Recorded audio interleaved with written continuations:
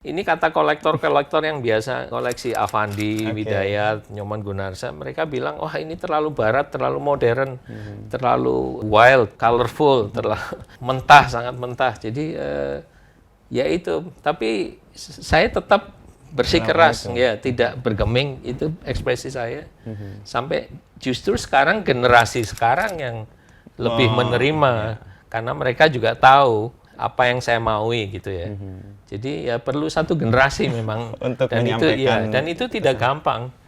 Artinya kalau saya pun goyah karena dan itu banyak terjadi ya di Jogja artinya. Mereka hanya mengejar materi terus memilih jalan pintas, meniru kakak kelasnya yang sedang laku atau pelukis yang sedang laku.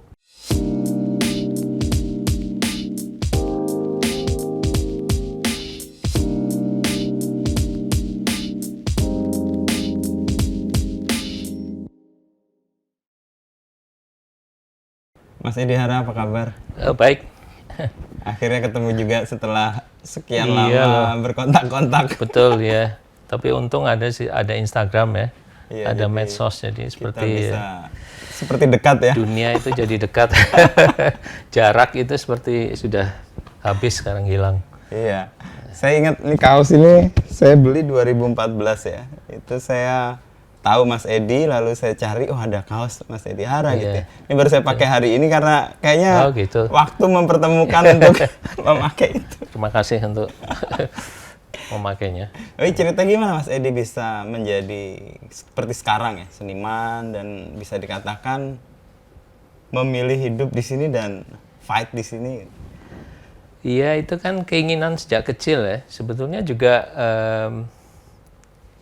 waktu SMP cita saya bukan untuk jadi pelukis, jadi pelaut sebetulnya. Oh, pelaut malah. Jadi pelaut karena apa? Mungkin saat itu untuk pemuda Indonesia untuk pergi ke luar negeri dengan gratis, satu-satunya jalan menjadi pelaut. Atau pramugara mungkin, tapi kebanyakan sih jadi pelaut ya. Kebetulan ada sepupu yang juga menjadi pelaut di kapal tanker.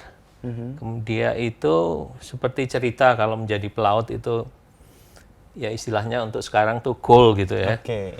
Di mana-mana di setiap pelabuhan punya pacar, dapat gaji banyak, standar Eropa, ya, terus singgah di kota-kota besar ya, New York, Yokohama, Marseille, bahkan sampai Argentina.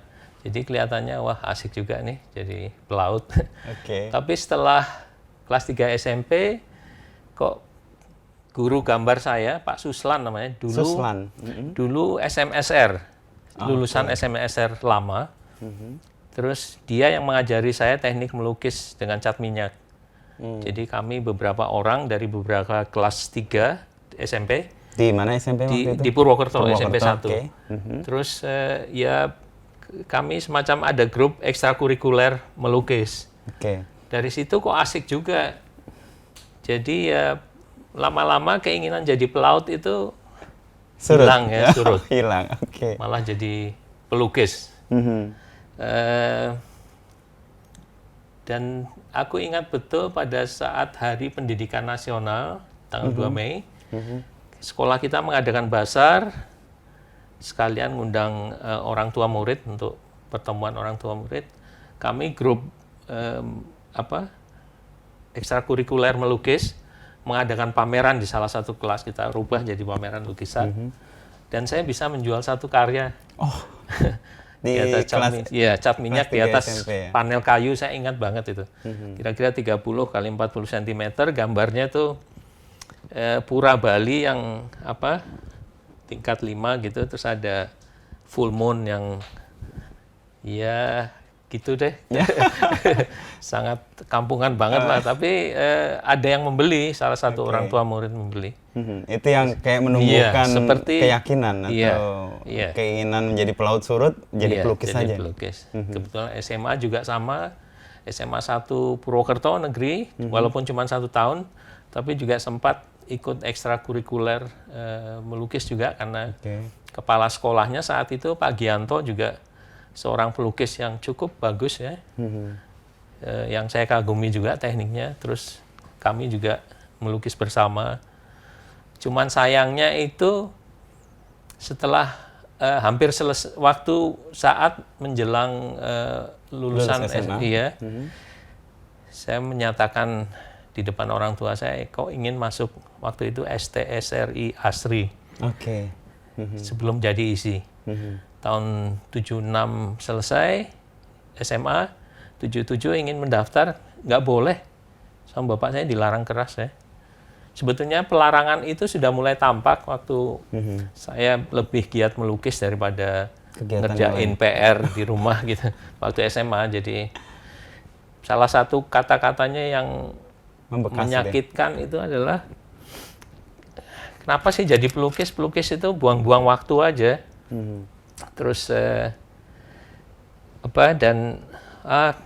pelukis pastilah gitu deh. Pasti suka begadang, kawin cerai, mabuk-mabukan, dan nggak ngurus keluarga. Pasti keluarganya morat-marit.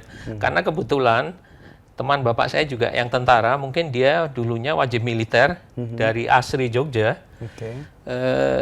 Jadi pelukis. Tapi kelihatan memang anak istrinya nggak keurus gitu ya. Semua yang dikatakan orang tua itu terbukti. Dan saya juga bersikeras, bahwa bapak itu jangan lihat pelukis-pelukis yang begitu. Mbok lihat Afandi, Basuki Abdullah, dan Amri Yahya yang saya. Artinya mereka pelukis, dan dengan seni lukis mereka sampai bisa keluar negeri, berjabat tangan dengan presiden negara-negara lain, dengan raja, dengan ratu, kemudian dengan pejabat tinggi lainnya ya. Hanya dengan seni lukis, artinya kan itu bisa sebetulnya untuk profesi pelukis juga bisa jadi sama dengan profesi yang lainnya. Tapi meyakinkan ayah terutama ya, itu sulitnya pasti. Tapi tetap bersikeras enggak. Kalau kamu mau kuliah di ASRI ya kamu bayar sendiri, saya nggak mau. Jadi saya ngambek 1 tahun nggak mau kuliah, di rumah aja juga bosan. Tapi di 1 tahun nganggur itu justru lebih aktif bikin sketsa, nulis puisi.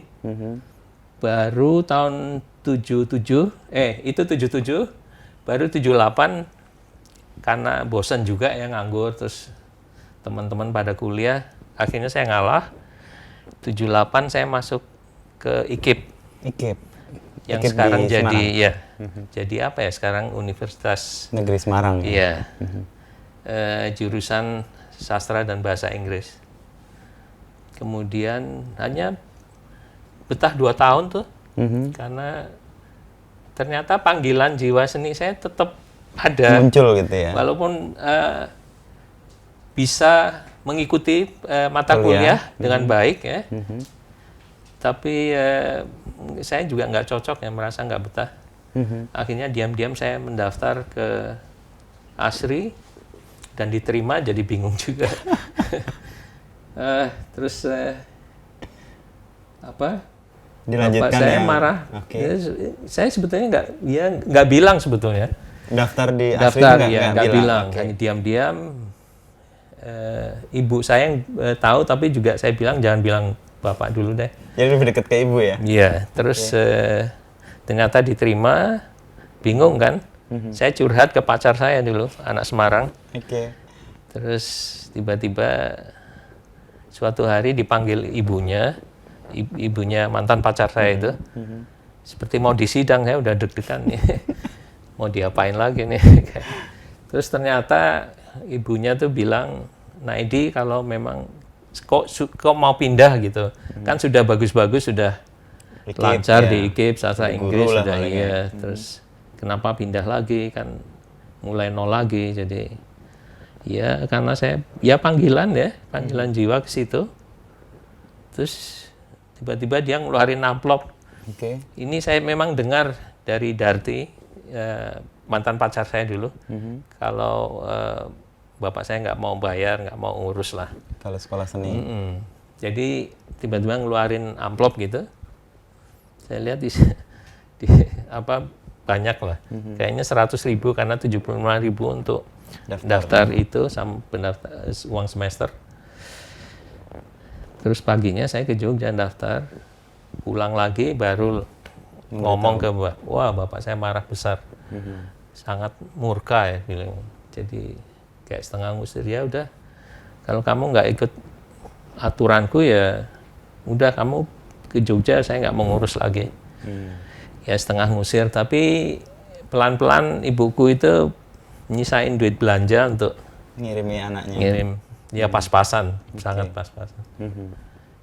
Ya, jadi untungnya sebelum, nggak lama kemudian 3 bulan kuliah diisi, bapak saya meninggal. Tapi sebelum meninggal, seminggu sebelumnya, saya sempat besok ke rumah sakit, habis operasi kanker, butuh darah, ternyata hanya darah saya yang cocok. Darah yang lain-lain nggak cocok.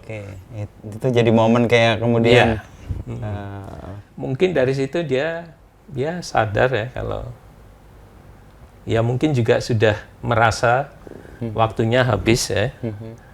Hidupnya akan berakhir, jadi terus terakhir sebelum pulang ke Jogja lagi saya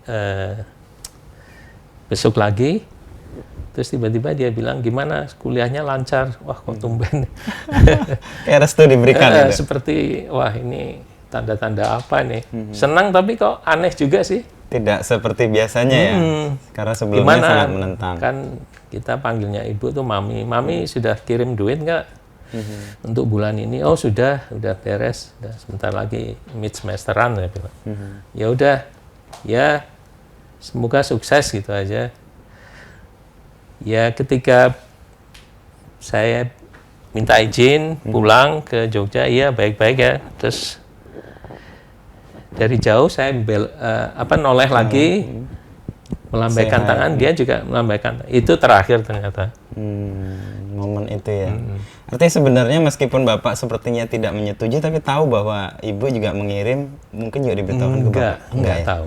Saya kira enggak tahu.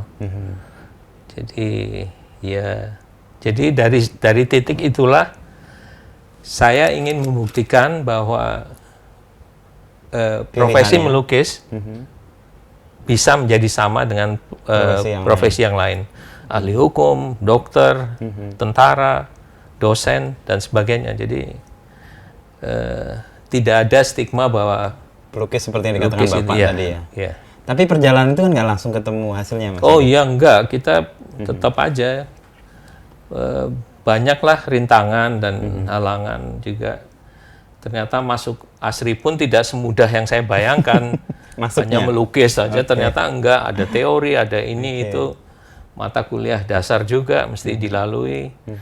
Terutama juga mata kuliah gambar bentuk dan gambar model yang sangat-sangat membutuhkan skill bagus dan juga mata bagus untuk menangkap objek sesuai dengan kenyataannya, teknik realis atau naturalis. Dan saya kurang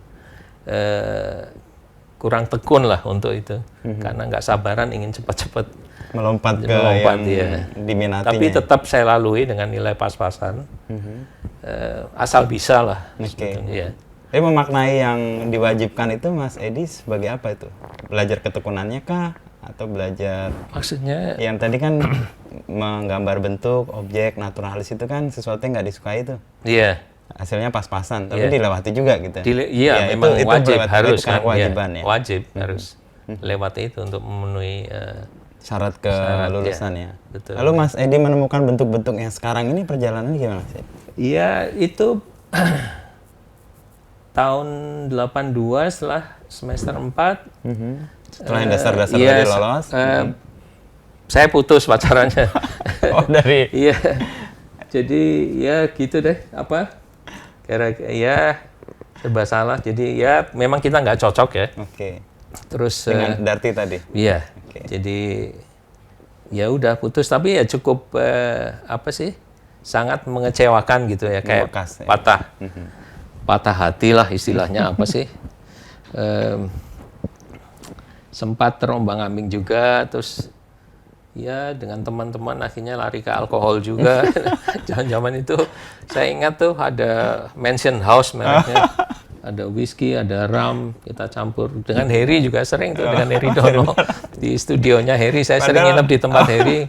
Kita kan temenan baik dengan Harry. Sekelas ya? Sekelas juga. Terus, tapi pelan-pelan, ya, akhirnya ya sadarlah saya harus tetap dengan janji saya untuk pelan-pelan tahun 83-an sudah bisa dapat gaya saya yang banyak terpengaruh gaya anak-anak, lukisan anak. Karena memang studi khusus saya tentang anak-anak. Terus 84, kebetulan ketemu wanita Swiss yang jauh lebih tua dari saya. Terus karena saat itu saya juga agak goyang ya, agak kesepian dan apa, jadi ya akhirnya kita pacaran sebentar. Kemudian dia ngundang saya ke Swiss. Terus saya tidak kuliah selama 1 semester. Karena pergi ke Swiss itu, ke tempat pacar itu. Nah, pengalaman ke Eropa pertama kali itu yang sebetulnya berkesan dan merubah semua, karena pengalaman visual terutama ya. Apa yang dirasakan berbeda Mas dari dengan di Indonesia atau di Jogja misalnya? Iya, saya kira kebebasan berekspresi pasti ya. Lebih luas di sana ya. Kita kan di Indonesia saat itu masih di bawah Orba. Persis. Ya. Jadi setiap, apalagi nggak usahlah berekspresi secara politik atau mengkritik, bahkan pameran pun di gedung pameran perlu izin polisi ya. Persis, ya. Perlu surat yang dicap polisi dan sebagainya ya, kayak gitu. Jadi di Eropa nggak ada gitu-gitu. Semua ada juga media kali ya. Tahun 84 itu di ASRI kan belum mengenal seni performance atau instalasi, mungkin sudah, tapi tidak banyak disebut-sebut saat itu. Tahun 84, 85. Di Eropa sudah umum itu ya? Sudah. Video dan sebagainya kan. Di situ saya melihat langsung apa-apa yang saya lihat hanya di buku-buku perpustakaan. Itu didapati langsung. Iya, langsung.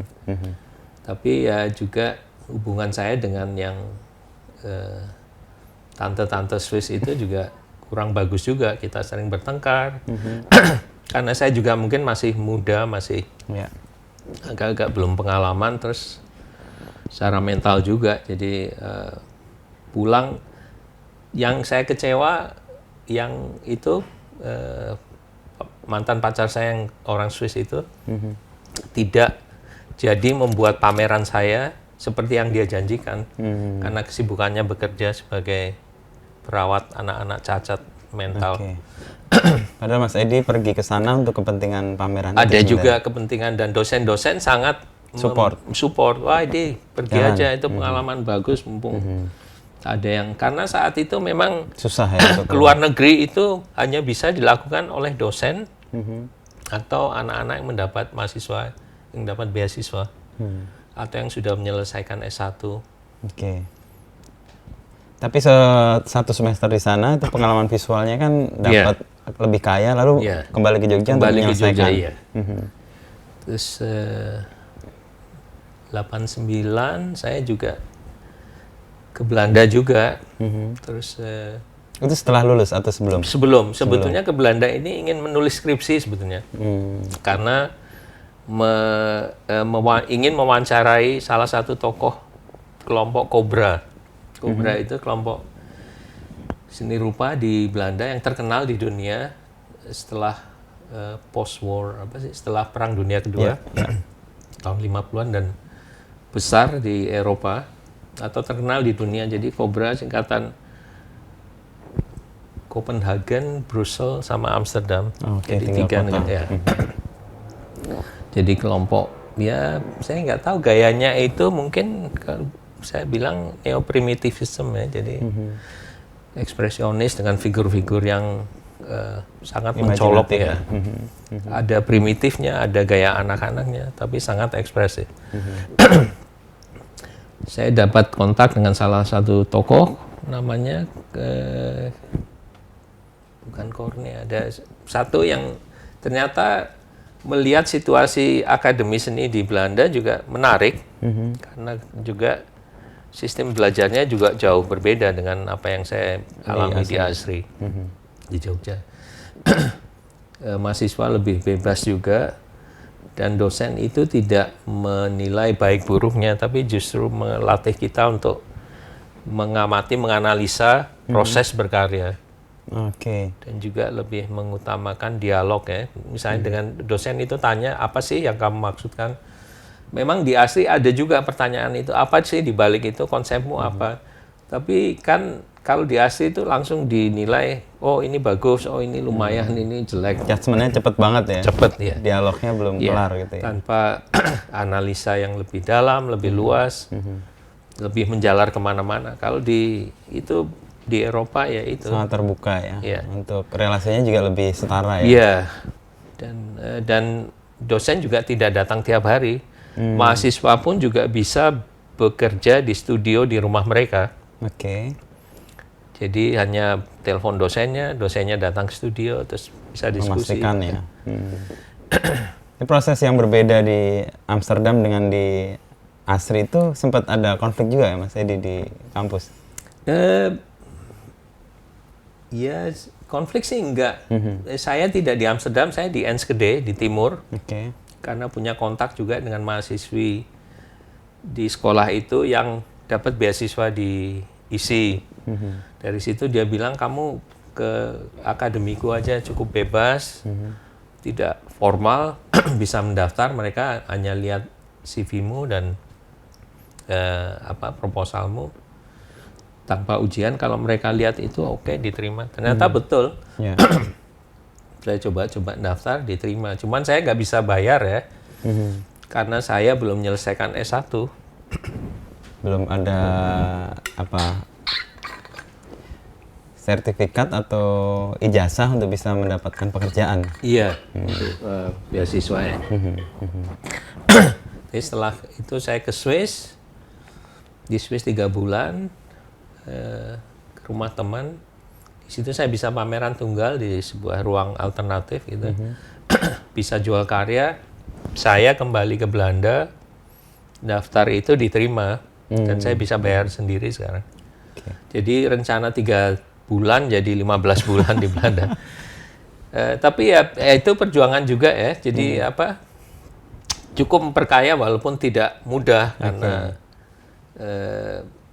saya terus terang itu memang kehidupannya underground ya. Jadi semua do it yourself tidak uang dari beasiswa. Jadi semuanya diupayakan sendiri ya. Jadi ya diirit-irit juga sampai kerja sosial ini bantu-bantu masak di sebuah kafe alternatif gitu. Waktu di Amsterdam itu.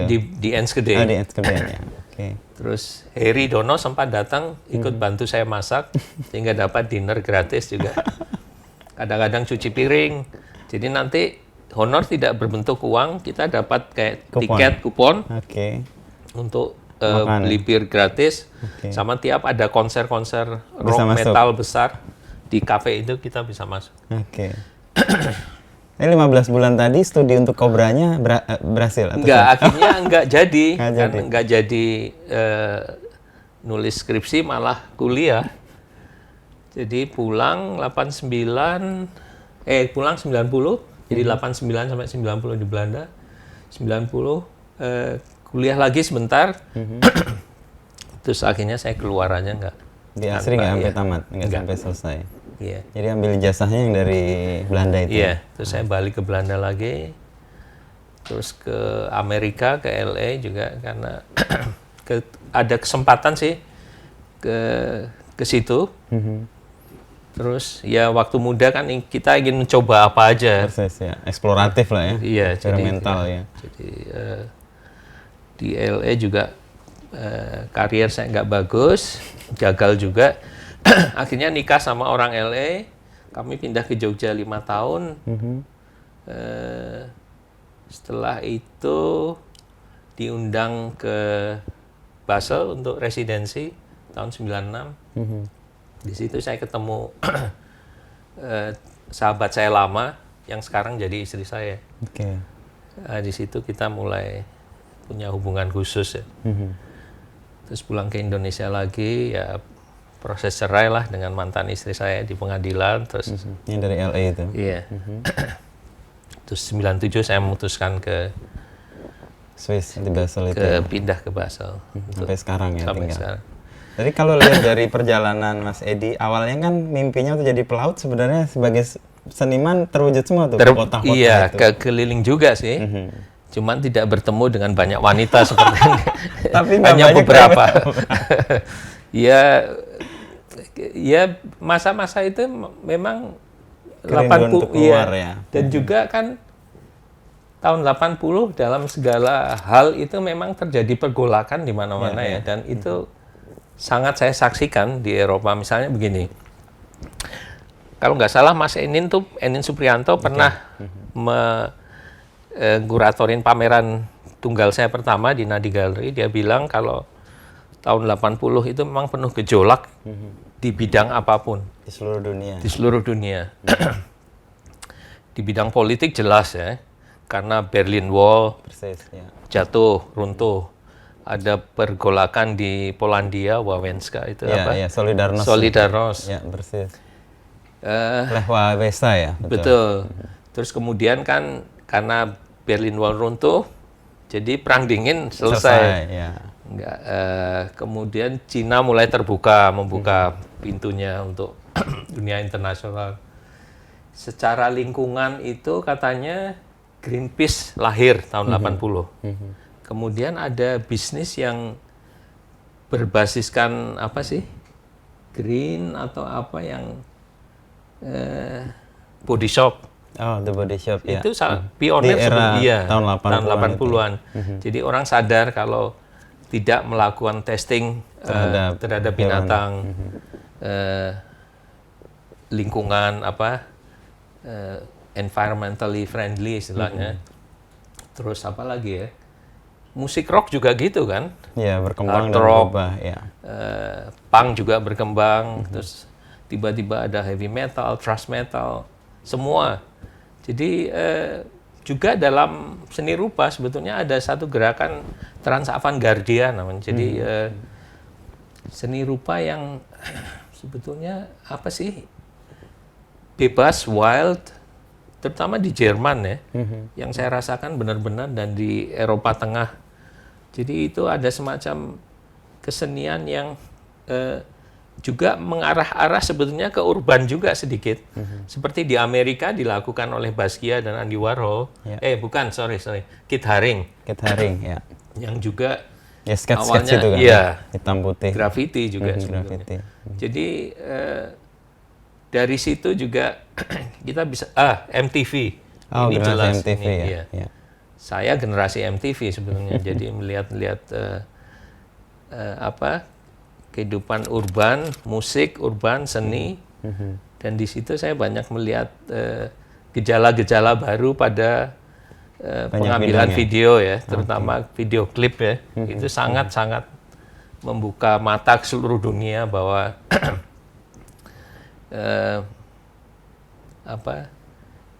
video klip itu bisa dieksplor semaksimal mungkin. Ya.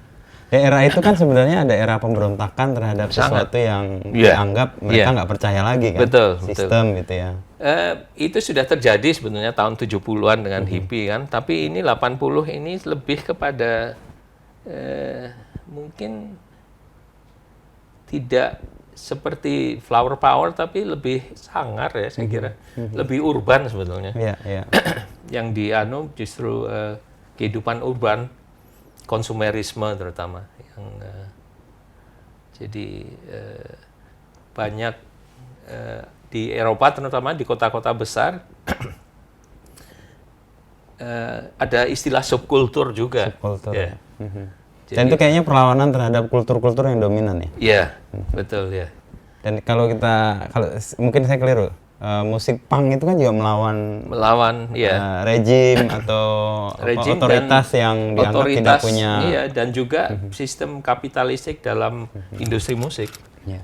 Jadi mereka bermain bisa di mana aja, tidak harus di stadium, tidak harus dengan ratusan ribu, dengan 10 orang mereka bisa Sama konser ya. Ya persis yang saya lihat series kemarin yang Sex Pistol pas lagi pelantikan Ratu Inggris, dia bikin konser di sungai dan dia bikin lagu yang membuat polisi akhirnya membubarkan dan merusak acara penobatan ratunya waktu itu kan. Oh gitu. Ya, Save the Queen itu ceritanya God itu. Save the Queen. God Save the Queen. Itu Yeah, cerita di era 80-an itu. Nah, kalau di seni itu terjadi juga, Mas? Terjadi juga. Jadi mulai juga graffiti kan juga Tahun 80-an.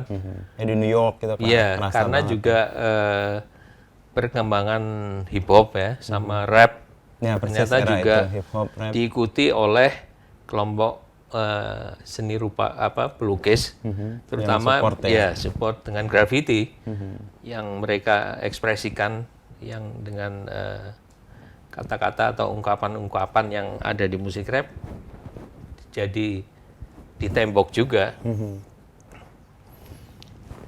Kalau dari karyanya Mas Edi ini, itu bagian merepresentasikan apa untuk eranya itu? Ya sebetulnya juga sama persoalan dunia sebetulnya kan, misalnya lingkungan, apakah itu kehidupan urban, kehidupan modern, tentang pengerusakan alam atau lama-lama juga ada akhirnya juga gender juga sih. Isu gender ya? Isu gender akhirnya yang banyak aku tampilkan.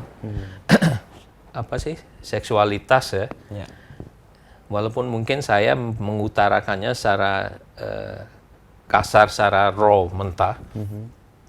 Tapi juga ya tidak selamanya juga mentah. Ada teks juga penting untuk saya karena itu juga mewakili perpaduan antara figur dan teks. Iya. Sehingga ternyata juga di graffiti juga banyak dilakukannya. Dan naratif juga sebuah karyaku sangat naratif. Jadi orang bisa melihat kalau itu selalu ada cerita, ada yang ingin disampaikan juga, dan jadi katalog sangat penting juga sih untuk menerangkan semua. Iya, karena nggak semua yang visual itu tertangkap dengan tepat juga ya. Iya. Meskipun Mas Edi juga menyisipkan teks ya sebenarnya ya. Iya, itu untuk memperkuat aja isinya. Tapi kalau pilihan ini kan banyak sekali figur-figur yang kayak ada di alam imajinasi yang nggak terbayangkan ya. Ini Mas Edi sendiri muncul dari mana itu? Saya tertarik pada komik modern sebetulnya. Komik modern? Iya, jadi komik-komik setelah tahun 80-an yang jadi tidak mementingkan cerita sebetulnya. Banyak sebetulnya yang lebih mementingkan visualnya daripada mementingkan cerita, alur cerita. Lebih bebas, lebih ya itu mungkin yang kita sebut komik underground ya. Jadi kemudian juga muncul istilah fansign. Sign itu jadi misalnya grup musik ini dia bikin majalah kayak majalah untuk dibagikan atau dijual pada saat konser atau terus sekelompok orang yang tertarik pada genre musik tertentu bikin sign. Dan biasanya dengan adanya apalagi dengan adanya kelompok musik punk ya, mereka kan memang do it yourself spiritnya kan. Jadi dibuat semurah mungkin, salah satunya bikin komik dengan cara bikin komik atau fotokopi untuk penyebarannya. Ya, penyebaran. Dan tentu aja juga dengan teks-teks artikel tentang masalah politik, entah perang, entah sebuah sistem pemerintahan yang korup dan sebagainya. Ya, itu bagian dari independensi mereka untuk melawan ya. Betul. Meskipun size-nya mungkin nggak gede, tapi mereka punya daya untuk melakukan dan itu ya. Dan itu ternyata sangat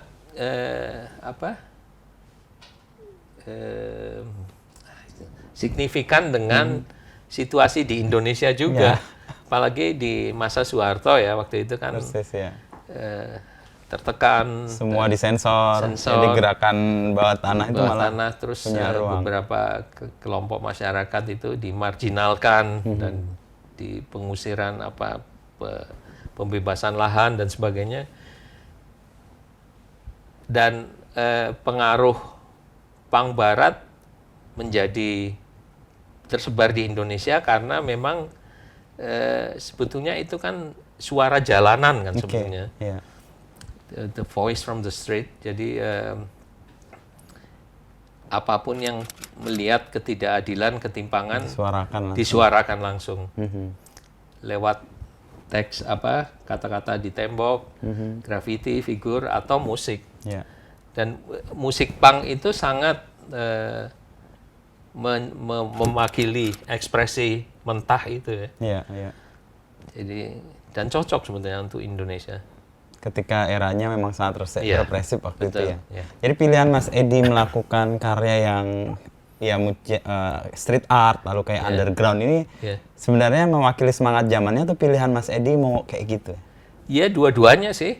Karena kebetulan ekspresi saya yang sudah saya bina sejak diisi tahun 83 itu kok cocok dengan zamannya. Gitu ya? Jadi ya saya beruntung, artinya yang saya perjuangkan sejak 80-an itu, pertengahan 80-an, yang pada awalnya juga untuk seni rupa Indonesia itu juga seperti tidak dimengerti benar ya. Apa sih ini sebenarnya? Apa sih maunya Edi Harani dengan karena belum ada presidennya juga ya? Iya, karena kata kolektor-kolektor yang biasa ngoleksi Avandi, Widayat, Nyoman Gunarsa, mereka bilang, wah ini terlalu barat, terlalu modern, terlalu wild, terlalu colorful, jadi mentah, sangat mentah. Jadi ya itu, tapi saya tetap bersikeras, ya tidak bergeming, itu ekspresi saya. Sampai justru sekarang generasi sekarang yang lebih menerima, karena mereka juga tahu apa yang saya maui gitu ya. Jadi ya perlu satu generasi memang untuk dan itu tidak gampang. Artinya kalau saya pun goyah dan itu banyak terjadi ya di Jogja, artinya dengan penilaian gitu ya. Jadi mereka hanya mengejar materi, terus memilih jalan pintas, meniru kakak kelasnya yang sedang laku atau pelukis yang sedang laku, ikut bisa menjual dengan sukses, sudah. Tapi saya nggak bergeming, saya mau ini terus. Jadi ya akhirnya diterima juga, karena juga saya pikir generasi berubah. Audiens juga bertumbuh ya. Bertumbuh dan mereka juga baca ternyata, membaca apa yang terjadi di luar negeri. Terutama generasi muda di Indonesia yang pada awalnya hanya memang orang-orang the haves ya, orang-orang kaya yang bisa kuliah di luar negeri, sekolah atau kerja, kemudian kembali. Nah, mereka itu yang jadi kayak agent ini. Iya, jadi oh iya ternyata karyamu Edi kok seperti itu ya, saya lihat di museum sana tuh di London. Ternyata sudah populer. Iya. Kenapa di sini enggak? Nah, itu mereka membeli, mengkoleksi karena mengingatkan sesuatu. Artinya juga, tapi artinya tidak seperti lukisan Edi seperti ini, enggak, tapi suasana ekspresi itu yang saya bawa dengan lukisan saya, mengingatkan mereka akan karya-karya di sana. Apa yang membuat Mas Edi terus bertahan dengan tadi yang dianggap raw, masih mentah, colorful, dan kayaknya kok nggak banget gitu ke barat-baratan? Apa yang membuat Mas Edi gigih di situ?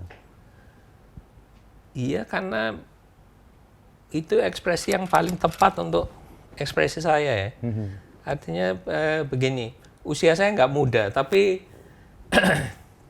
bukan mau sok ingin selalu muda, enggak. Tapi kita lihatlah di industri musik ya, misalnya Iron Maiden, David Bowie, Rolling Stone, mereka semua di atas 60-an, 70-an ke atas juga.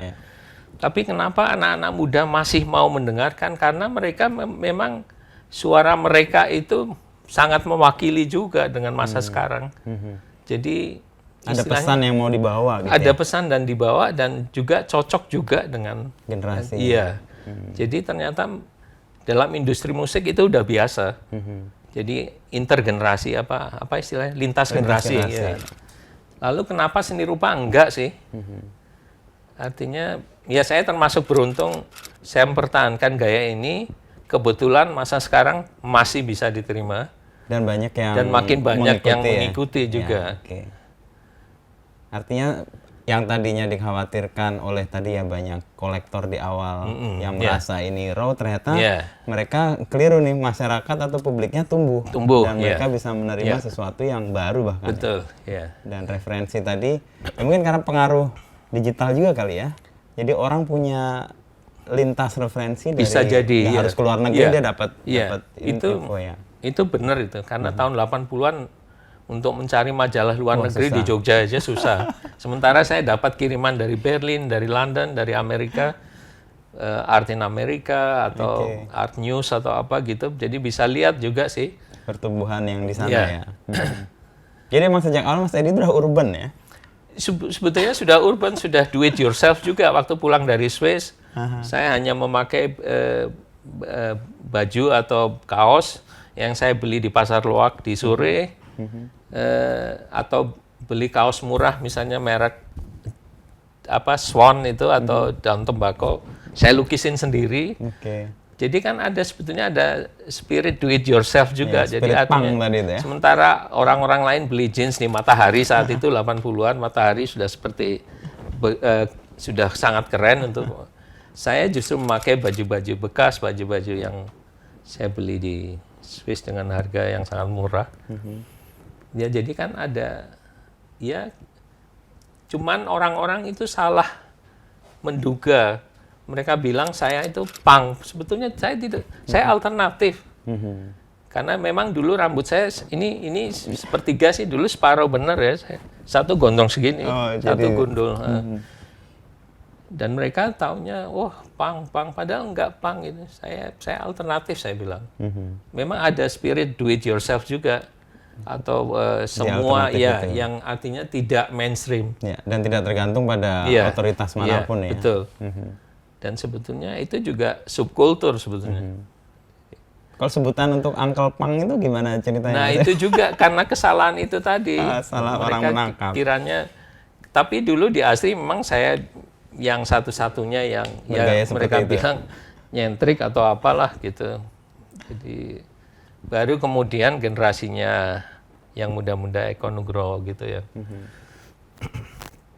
Ada Dion sekarang yang jadi Durga Tato itu yang. Jadi proses untuk kemudian Mas Edi memposisikan subkultur ini dan kemudian bisa tumbuh di luar juga bahkan di Indonesia diterima, Mas Edi ngelihat memang butuh generasi baru untuk bisa menerima. Iya. Dan juga saya pikir juga karena medsos juga ya, artinya aktualisasi popularitas itu bisa terbentuk juga dengan baik dan itu juga seperti yang kita tadi diskusi bahwa pada awalnya Eropa sangat anti medsos, betul. Ternyata juga tidak terbendung.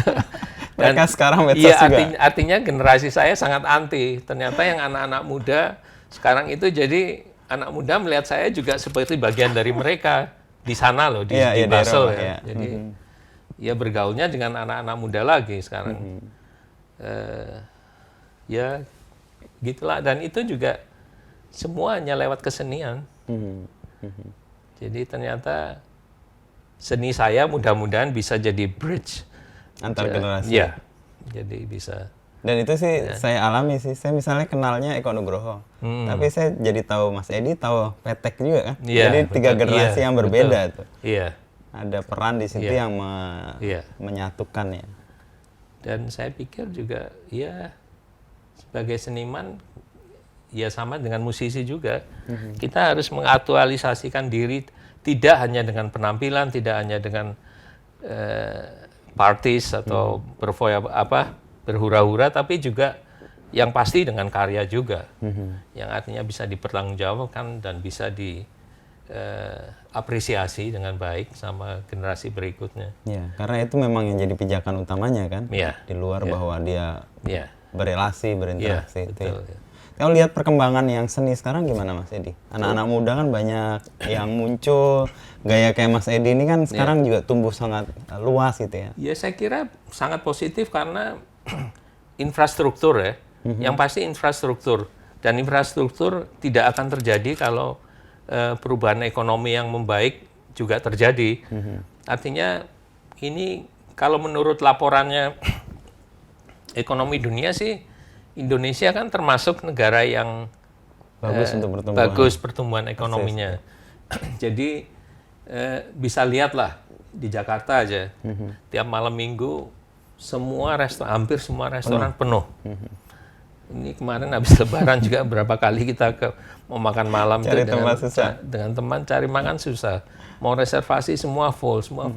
Ini apa sih? Berarti kita ini sedang mengalami tumbuh ekonomi.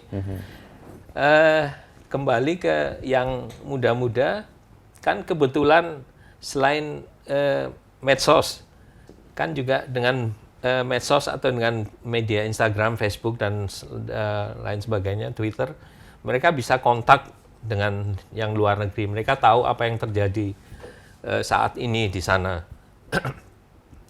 Ya, terutama melihat visualnya, jadi mungkin bisa dipraktekkan di sini dan mereka lakukan.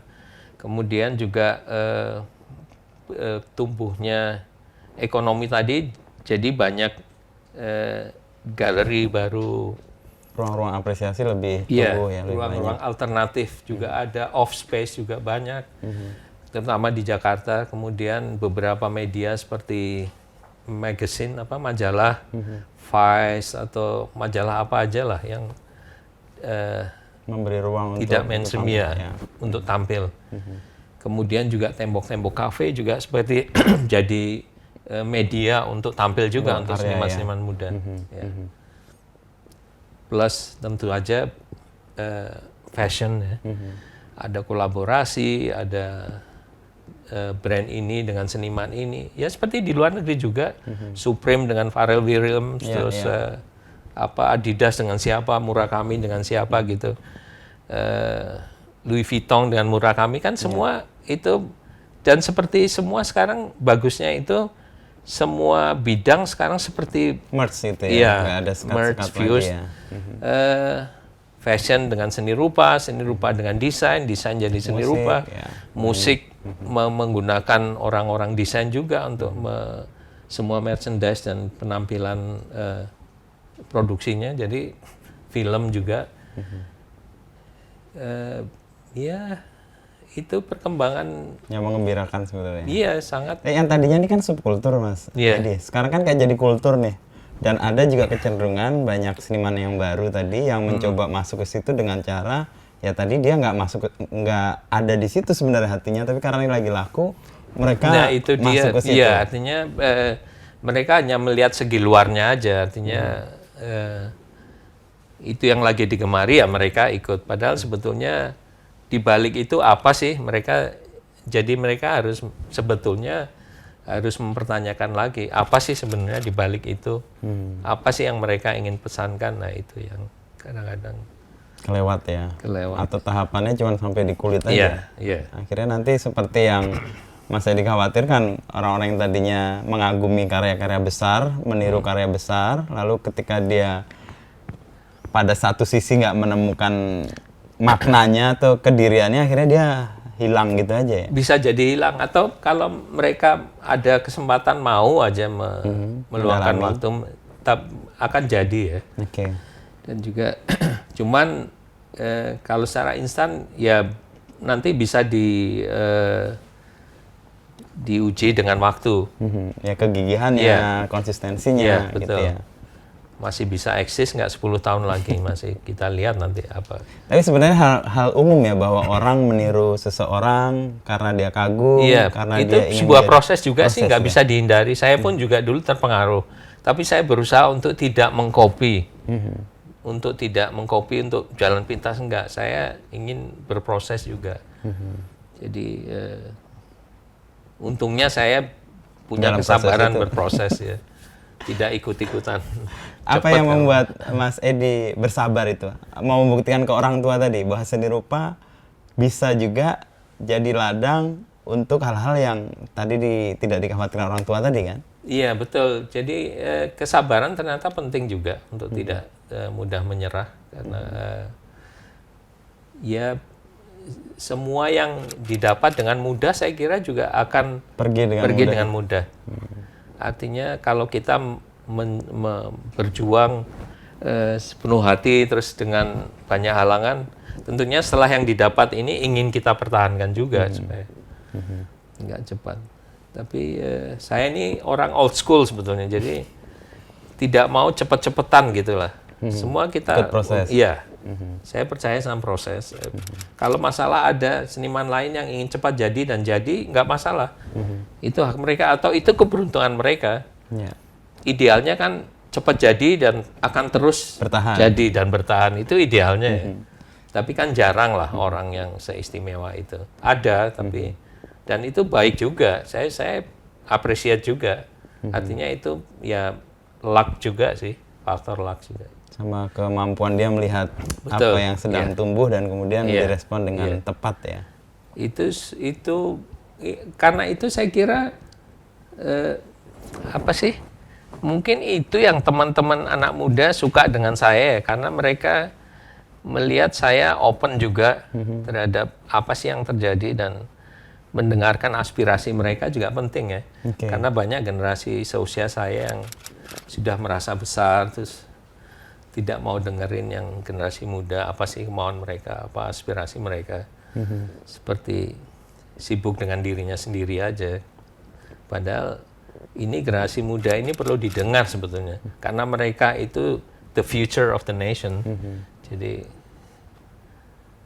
ya itulah. Kerelaan Mas Edi untuk mendengarkan anak-anak muda itu karena apa? Karena memang tidak mampu menangkap semangat anak-anak muda sekarang, atau memang ekspresinya juga beda? Karena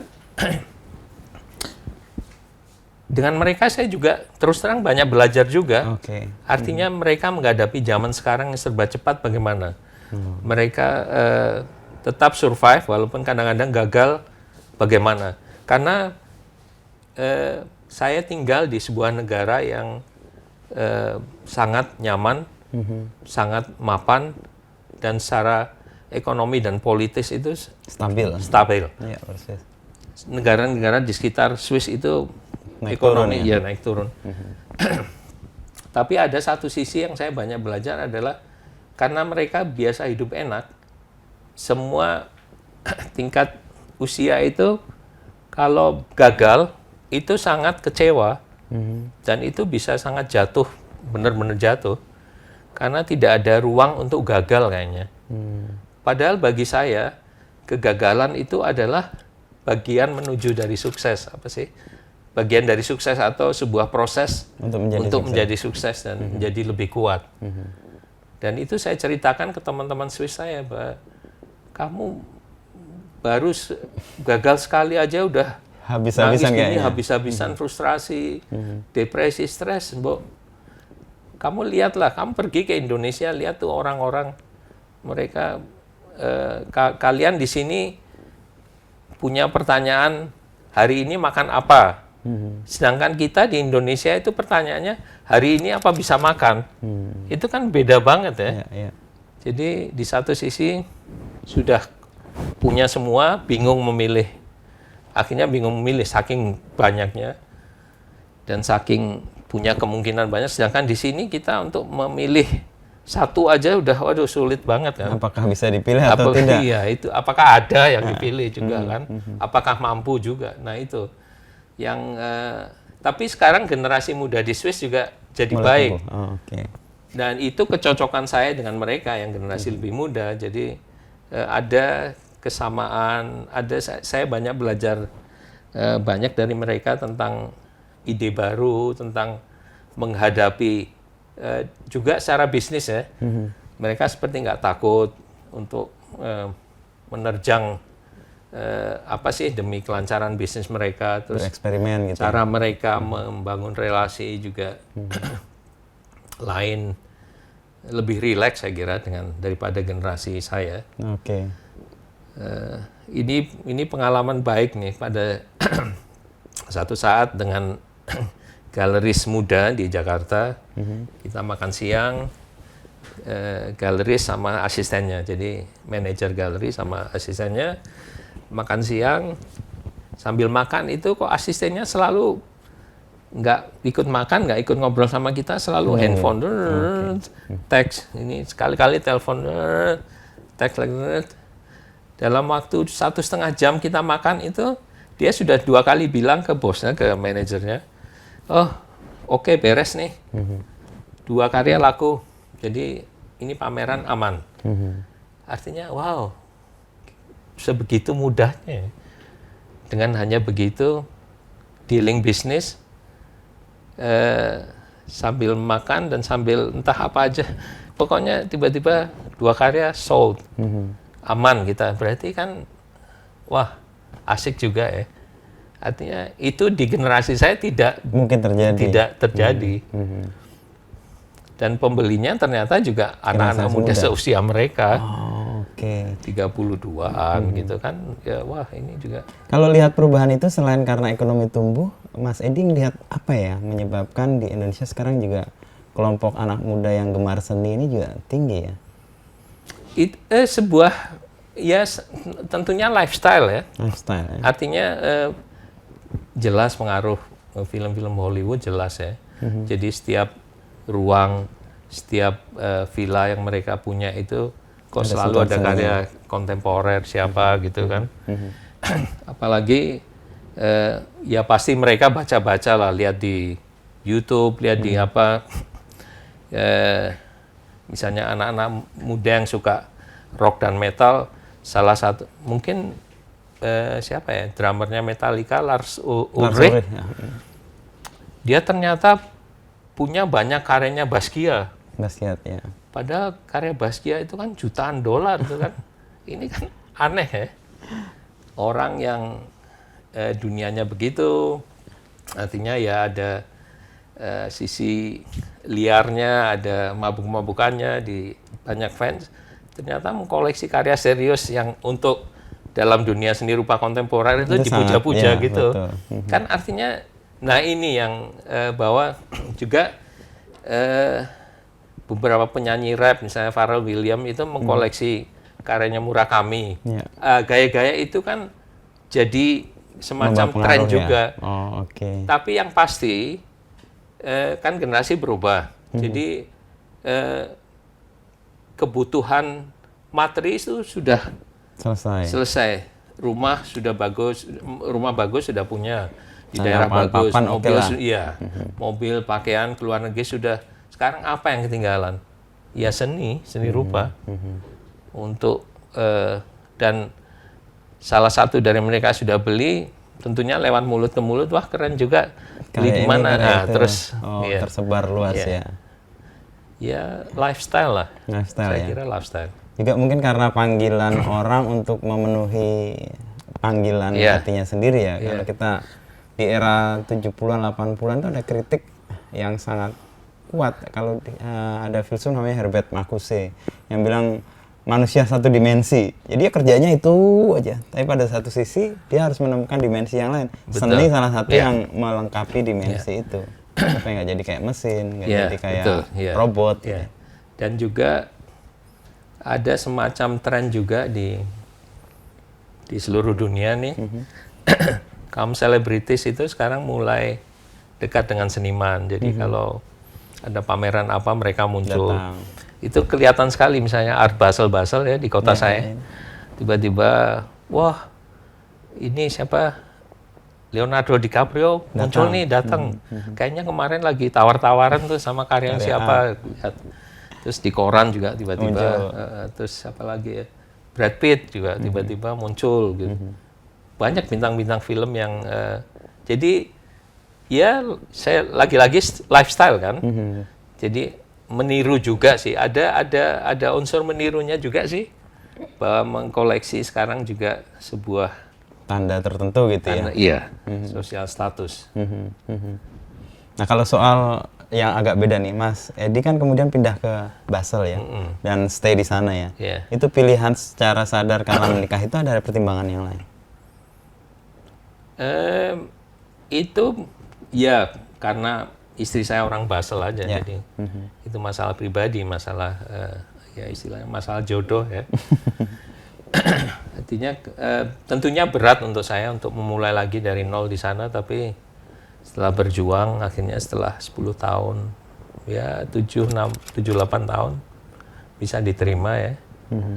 Jadi sekarang tinggal menikmati aja yang sudah. Artinya juga bisa aktif di sana dengan scene lokal di sana, terus banyak. Justru saya karena lagi-lagi ini generation gap juga sih ya. Yeah. Generasi seusia saya di Kota Basel itu sangat tertutup ya. Mereka tidak mau sharing, tidak mau seperti takut juga kompetisi dengan pendatang baru. Tapi justru dengan anak-anak musik saya dekat. Bisa ketemu. Ya, anak-anak musik rock tentunya ya. Rock, metal, dan punk. Jadi mereka kan anak musik itu kebiasaan bekerja secara komunal, grup. Jadi mereka selalu terbuka sharing, bagi info. Kolaborasi juga. Kolaborasi. Jadi, wah ini cocok. Makanya di Indonesia kan begitu kan. Iya, kultur itu tumbuh. Iya, tumbuh. Biasa bekerja sama dengan orang itu, gotong royong itu di kita memang. Makanya lebih cocok dengan orang. Justru saya memulai awal bergaul justru dengan musik, anak-anak musik di sana. Karena mereka yang terbuka ya. Mereka yang terbuka. Dengan kultur yang tadi. Tapi sekarang generasi yang baru lebih terbuka, lebih rileks, tidak banyak stres, tidak banyak depresi, dan melihat karya saya juga sebagai bagian dari pertumbuhan sekarang yang di dunia ini. Urban ya, lowbrow istilahnya. Yeah. Jadi ya sangat diterima. Tidak pada saat waktu saya pertama kali pindah ke sana. Saya lihat Mas Edi juga ada model untuk optik ya. Itu gimana? Itu kebetulan ada toko optik tua di Basel. Di kota paling tua, toko optik paling tua. Iya, lebih dari 100 tahun. Jadi ada satu orang yang nerusin bisnis keluarga, karena dari keluarga itu nggak ada yang mau nerusin. Dia beli, baru berarti. Ya. Optik itu terkenal karena tradisi setiap tahun membuat poster dan memilih seniman, membuat poster untuk orang-orang yang secara lokal itu memberi kontribusi pada kota kita, Basel. Jadi ada pelatih FCB itu Football Club Basel, yang cukup beken sebetulnya di dunia. Kalau untuk persepak bolaan, dijadiin poster, terus ada direktur teater Basel, seniman, musisi, penari balet, dan sebagainya.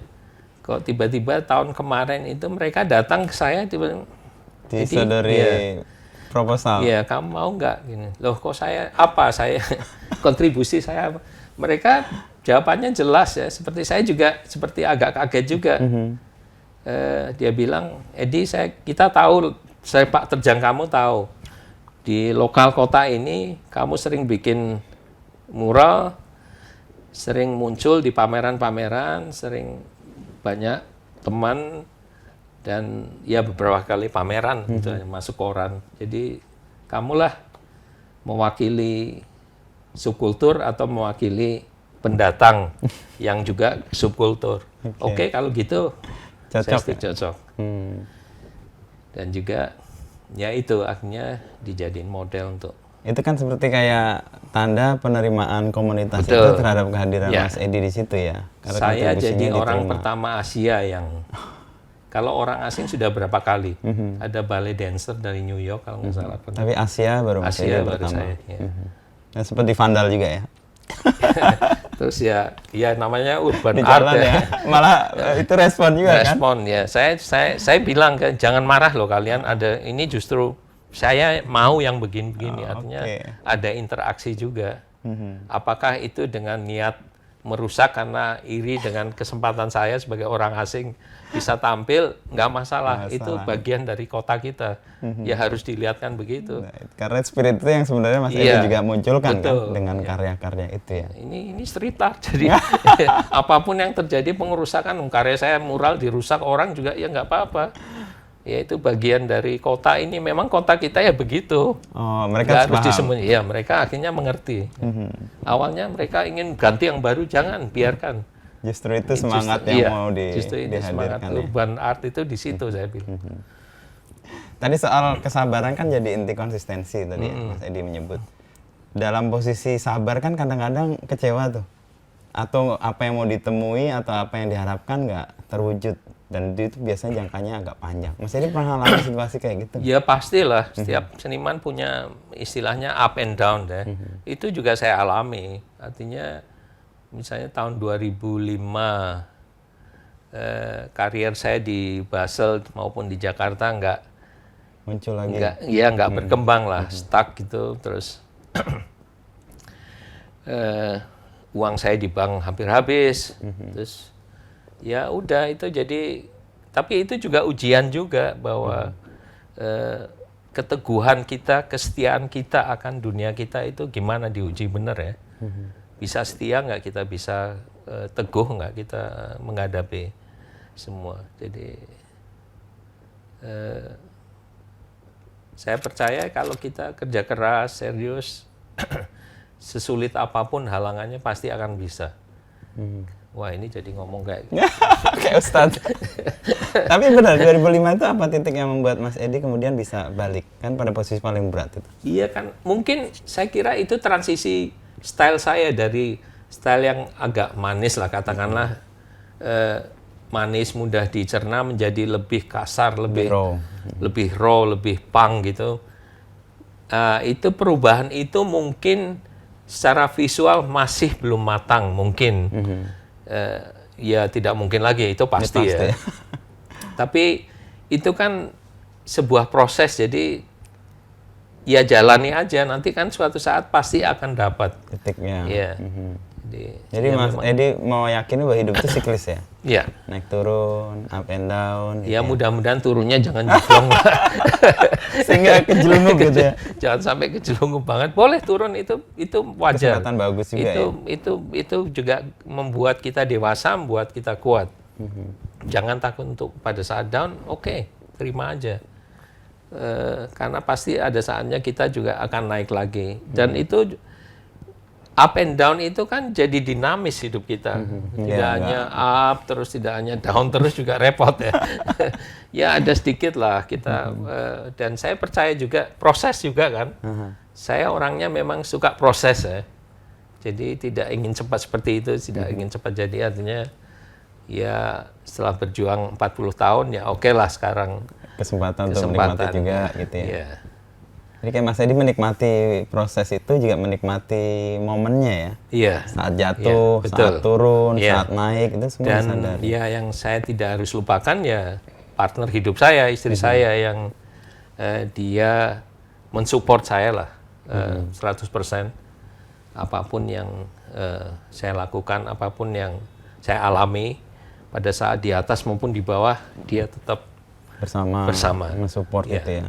Itu yang penting, yang kadang-kadang jarang disebut seniman-seniman pria ya. Iya, menyebut bahwa istrinya punya peran yang signifikan. Itu yang sering dilupakan, dan saya percaya kok kalau partner itu istri juga sangat pentingnya besar. Mungkin saya hidup di Eropa di mana kesetaraan itu ada, jadi wanita juga perannya setara itu setara ya.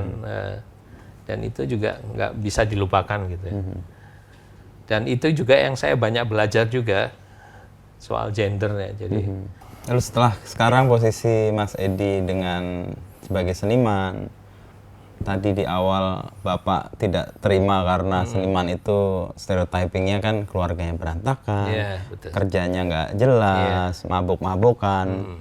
Itu terjawab tidak seperti itu berarti sekarang? Iya, ya kadang-kadang mabuk-mabukan sih ada, tapi sadar, tapi keluarga tidak terbengkalai. Artinya, ya pastinya kalau kita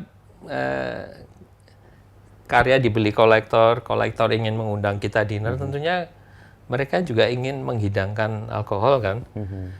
Ya artinya ya kita terima, tapi tidak kayak dulu lagi lah, zaman aku kuliah mabuk sembarang. muntah di mana-mana kayak gitu. Jadi tidak buas lagi kayak dulu ya. Sekarang civilized lah sedikit. Ada ya kawin cerai ya pernah cerai sekali begitunya. Berarti benar juga Bapak saya itu benar juga. Ada benarnya tapi tidak semua karena kita yang penting tujuan kita hidup baik dan bisa